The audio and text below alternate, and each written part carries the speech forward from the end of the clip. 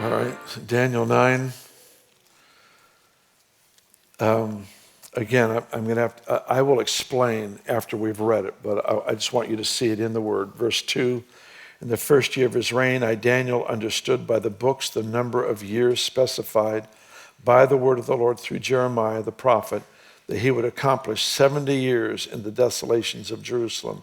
Then I set my face toward the Lord God to make request by prayer, supplication, with fasting, sackcloth, and ashes.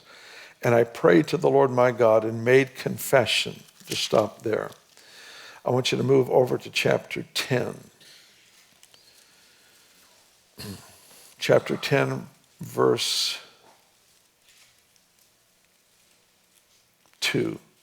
In those days, I, Daniel, was mourning 3 full weeks. And this is that fast. I ate no pleasant food,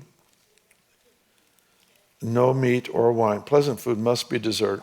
It's the only thing I can figure. It couldn't be carrots. No, for all of you vegetarians, God bless you. I have upped the vegetable intake in my life significantly.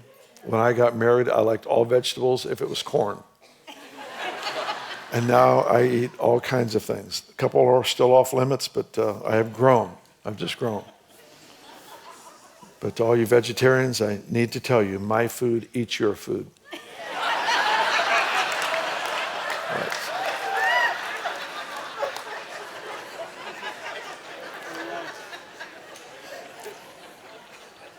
And you still come back week after week, even though I torment and torture. Bless your hearts. All right. I'm sorry, I'm trying to have fun. But a very serious subject, so I have to laugh now and then so I don't cry a whole bunch like my brother, you know.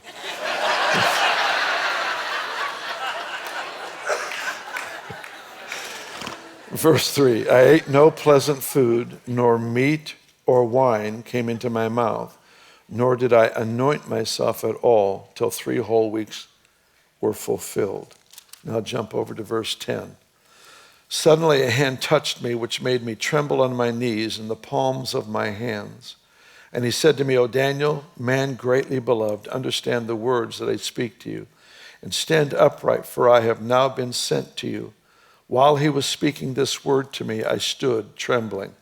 Then he said to me, do not fear, Daniel, for from the first day that you set your heart to understand, to humble yourself before God, your words were heard, and I have come because of those words. But the prince of the kingdom of Persia withstood me 21 days. And behold, Michael, one of the chief princes, came to help me, for I had been left alone there with the kings of Persia. Let's stop right there and let me just kind of give you a brief overlook, and then I want to get back into the application here today. Daniel set himself to fast, and in this particular case is what's been called a Daniel fast, a vegetable-only fast, turning away from sweets and wine and meat and those sort of things.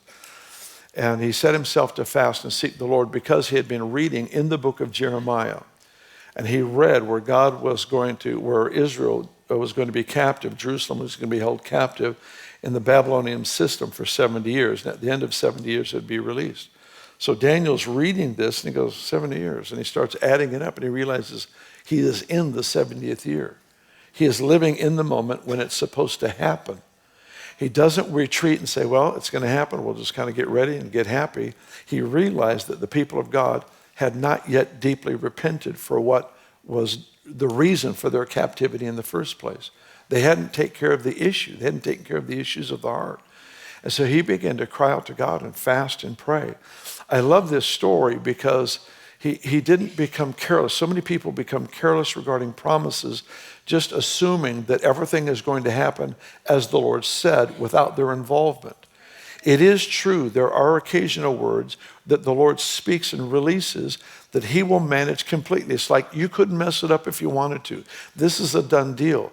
But at least for me in my life, I have noticed that the majority, by far the majority, I would say at least 70 or 80%, if not 90% of the words spoken over my life actually require my involvement for their fulfillment.